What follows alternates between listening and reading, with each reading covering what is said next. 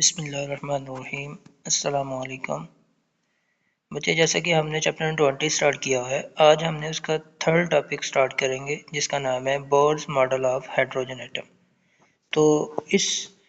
Model को आपने ना सिर्फ 10th क्लास में बल्कि फर्स्ट ईयर की केमिस्ट्री के अंदर भी आप पढ़ चुके हुए हैं। अब अगर हम देखते हैं कि Bohr's model of hydrogen atom के अंदर हम देखें तो एटॉमिक मॉडल क्या होता है। अपने सब्जेक्ट के लिहाज से अगर देखें तो इसमें हम ये देखते हैं कि एटॉमिक मॉडल से मुराद ये है कि ये एक ऐसी थ्योरी होती है जिससे हमें पता चलता है कि एटम का स्ट्रक्चर कैसा होता है। तो एटम को ना हम अपनी आम आँख से देख नहीं सकते, जैसा कि जिसको मैंने अभी बताया कि एटम को ना तो हम आम आँख से देख सकते हैं, ना तो माइक्रोस्कोप से देख सकते हैं। तो इस तरह से डिफरेंट साइंटिस्ट ने अपनी डिफरेंट थ्योरीज बनाई हुई हैं। इसी तरह बोहर्स की इस लिहाज से सबसे ज़्यादा इम्पोर्टेंट थ्योरी है, तो जिसको हम देखते हैं। मुझे किसी भी थ्योरी को अंडरस्टैंड करने के लिए आपको ना सिर्फ उसके सर्कमस्टांसेस के बारे में पता होना चाहिए, बल्कि हमें ये मालूम होना चाहिए तो उस टाइम जो थ्योरी हमें पता चली थी, तो उस थ्योरी के अंदर हमें उस टाइम हमें क्या क्या मालूम था। जैसा कि हम जानते हैं, जैसे हम ये जानते थे कि एटम के अंदर एक इलेक्ट्रॉन होता है और एक न्यूक्लियस होता है, और न्यूक्लियस उसके सेंटर में मौजूद होता है।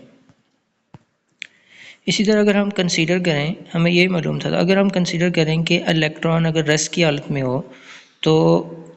इसकी मतलब ये है कि इसमें अट्रैक्शन होगी तो इलेक्ट्रॉन फ़ौरन न्यूक्लियस की तरफ चला जाएगा, अट्रैक्ट। तो फिर फर्दर हमने इसकी स्टडी को, जो हमें सबसे पहले रदरफोर्ड ने बताया था इसके बारे में, कि एटम के अंदर न्यूक्लियस होता है और उसमें एक इलेक्ट्रॉन होता है, और इलेक्ट्रॉन के ऊपर नेगेटिव चार्ज है और न्यूक्लियस के अंदर पॉजिटिव चार्ज होता है, और न्यूक्लियस के अंदर न्यूट्रॉन और प्रोटॉन होता है। तो रदरफोर्ड ने हमें ये बताया था कि उसने बताया कि जैसे सन के गिर्द डिफरेंट प्लैनेट रिवॉल्व कर रहे हैं एक कांस्टेंट स्पीड के साथ, एक अपने ही ऑर्बिट में रिवॉल्व कर रहे हैं, जिसको हम प्लेनेटरी मॉडल भी बोलते हैं। बट इसमें यह था कि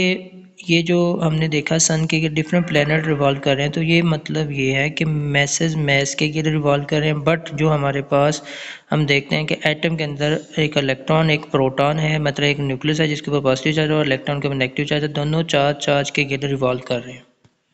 तो हमने ये पढ़ा हुआ है कि जब कोई चीज़ किसी चीज़ के गिर्द रिवॉल्व कर रही है तो मतलब वो एक्सरलेट कर रही है, तो एक्सरलेशन के नतीजे में वहाँ पे कोई ना कोई एनर्जी अमिट होगी। तो इसकी थ्योरी को हम देखते हैं कि इसके लिए एक थ्योरी थी, क्लासिकल थ्योरी ऑफ इलेक्ट्रोमैग्नेटिज्म। इस थ्योरी में ये हमें बताया जाता है कि जब भी कोई चीज़ किसी के गिर्द रिवॉल्व कर रही है तो एक्सरलेट हो रही है, तो उसके नतीजे में वहाँ से रेडिएशन अमिट होनी चाहिए। मतलब हम कंसीडर करें कि ये एक इलेक्ट्रॉन है, मूव कर रहा है, तो जब वो स्टॉप करता है, रुकता है, तो उसमें से एक रेडिएशन अमिट होती है। ये हमें क्लासिकल थ्योरी ऑफ इलेक्ट्रोमैग्नेटिज्म बताती है। तो क्लासिकल इलेक्ट्रोमैग्नेटिक थ्योरी के मुताबिक हम ये कहते हैं कि अगर एटम के में एक न्यूक्लियस और एक इलेक्ट्रॉन है, तो इलेक्ट्रॉन रिवॉल्व करता हुआ, जब रिवॉल्व करता रहता है तो उसमें डिफरेंट रेडिएशन एमिट होती हैं, तो वो आस्ता आस्ता रिवॉल्व करते करते करते वो न्यूक्लियस के अंदर चला जाता है, मतलब न्यूक्लियस के साथ अट्रैक्ट हो जाता है, जिसके नतीजे में हमें एक स्पेक्ट्रम नज़र आता है।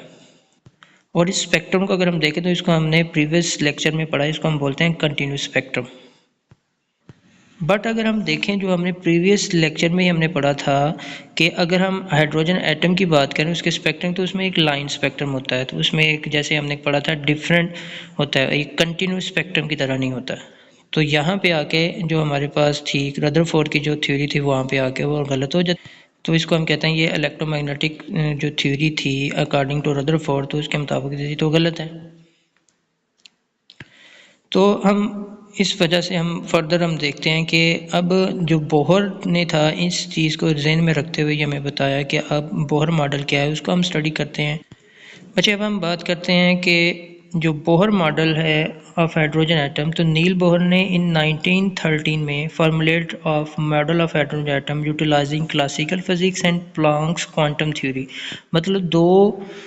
चीज़ों को इकट्ठा करके वहाँ पे उसने यूटिलाइज़ किया था अपने फार्मूलेट किया था हाइड्रोजन एटम के मॉडल को इन 1930 में, और इस थ्योरी को हम नाम देते हैं सेमी क्लासिकल थ्योरी। मतलब सेमी क्लासिकल थ्योरी का मतलब ये होता है कि एक चीज़ नहीं होती, जो दो चीज़ें, मतलब जिसमें क्लासिकल फिजिक्स इन्वॉल्व हो रही है और उसमें प्लैंक्स क्वांटम थ्योरी को भी इन्वॉल्व करके उसको उसने नाम दिया था ये classical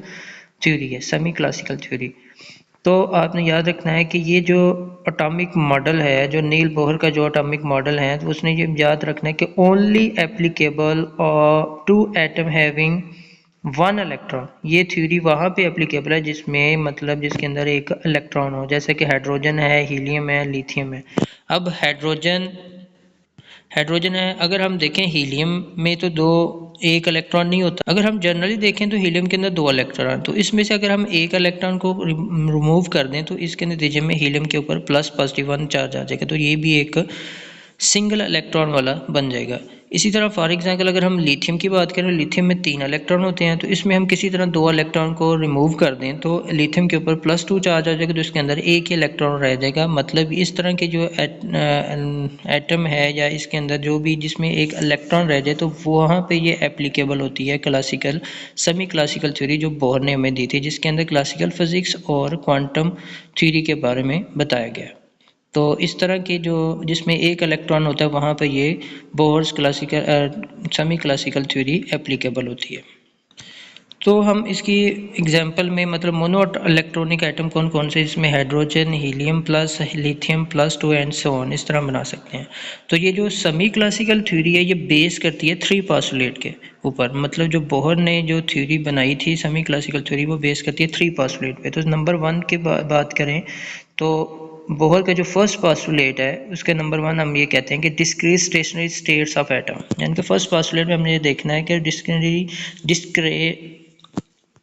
discrete stationary state of atom, जिसके अंदर हम कहते हैं कि an electron bound to the nucleus in an atom can move around the nucleus in certain circular orbit without radiating. मतलब जो रदरफोर्ड ने कहा था कि इलेक्ट्रॉन अगर इलेक्ट्रोमैग्नेटिक थ्योरी अगर हम बात करें तो उसमें हमने ये पढ़ा था अगर कोई चीज़ किसी के किधर रिवॉल्व करती है तो उसमें रेडिएशन एमिट करती है। तो रदरफोर्ड का ये जो एक्सपेरिमेंट था उसको हमने देखा तो वो गलत था। अगर हम देखें एटम के स्ट्रक्चर के अंदर तो वहाँ पे एक लाइन स्पेक्ट्रम बनता है, और जबकि जो रदरफोर्ड ने हमें बताया था या इलेक्ट्रोमैग्नेटिक थ्योरी की अगर बात करें तो उसमें कंटिन्यूसली रेडिएशन एमिट होती है, वहाँ पे तो हमें कंटिन्यूस स्पेक्ट्रम नज़र आ रहा था। बट जो बोहर का जो पोस्टुलेट था उसमें जस्ट ये हमें ये बताया था कि एक एटम के अंदर एक न्यूक्लियस होता है और एक इलेक्ट्रॉन होता है, और जो न्यूक्लियस के गिर्द इलेक्ट्रॉन रिवॉल्व करता है और एक स्पेसिफिक ऑर्बिट के अंदर ही रिवॉल्व करता है, और उसमें के नतीजे में कोई भी रेडिएशन एमिट नहीं होती, जिसकी वजह से हम फर्स्ट पोस्टुलेट को ये हम कहते हैं कि discrete stationary state of atom. अब हम सेकंड पोस्टुलेट की तरफ पढ़ते हैं। सेकंड पोस्टुलेट में क्या बताता है, only those stationary orbit are allowed for which orbital angular momentum is equal to an integral multiple of h over 2 pi। उसने ये बताया कि जैसे हमने फर्स्ट पोस्टुलेट में बोला, बोहर ने ये कहा था कि एटम के गिर्द जो इलेक्ट्रॉन रिवॉल्व करता है एक स्पेसिफिक ऑर्बिट के अंदर रिवॉल्व करता है।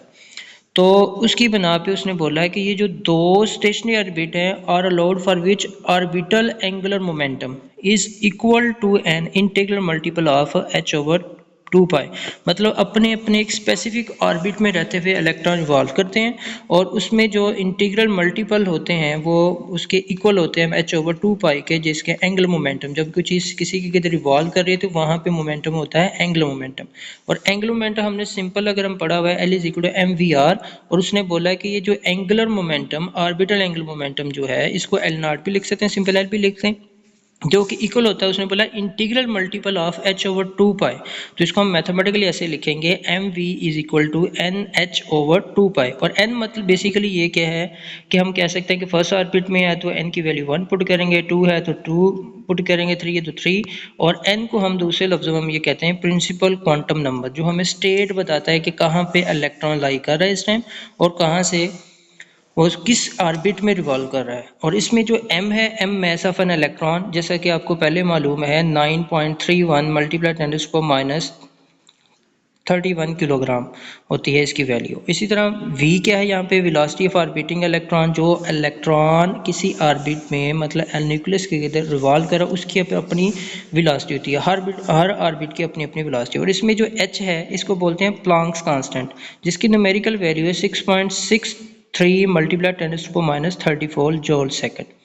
तो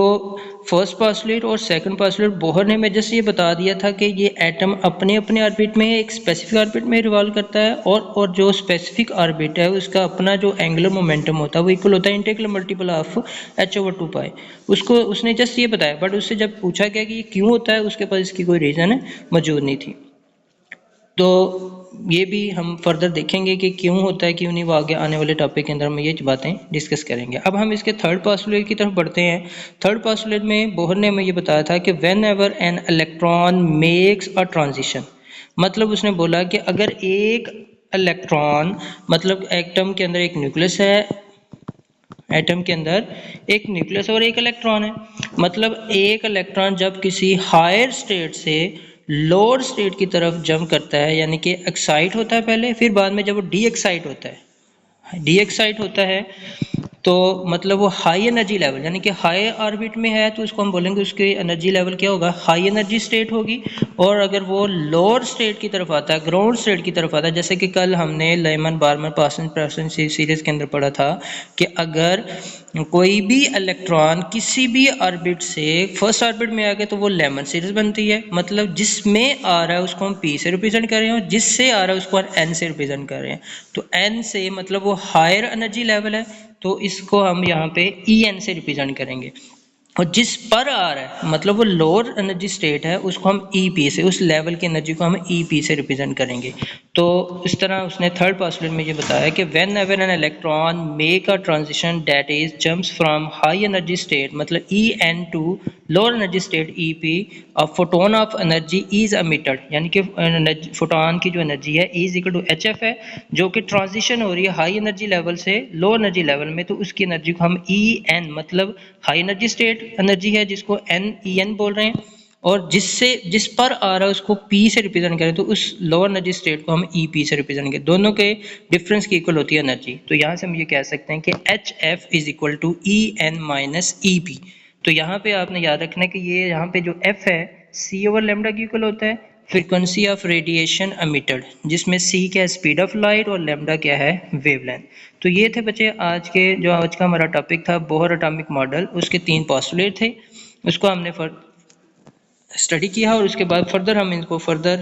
इसको किसने प्रूव किया था। जैसा कि मैंने आपको बताया कि बोहर मॉडल जो था, बोहर ने मैं जस्ट ये बताया था कि एटम एक स्पेसिफिक ऑर्बिट में रिवॉल्व करेगा, उसका जो इंटीग्रल मल्टीपल है हाई एनर्जी स्टेट से लोअर एनर्जी स्टेट की तरफ ट्रांजिशन हो रही होती है, वो क्यों होती है उसको प्रूव किया था। नेक्स्ट जो टॉपिक हम पढ़ेंगे डी ब्रॉगली, वो एक साइंटिस्ट उसने इसको प्रूव किया था, तो वो हम इंशाल्लाह नेक्स्ट टॉपिक में बच्चे पढ़ेंगे। ये था हमारा आज का टॉपिक। अल्लाह हाफिज़।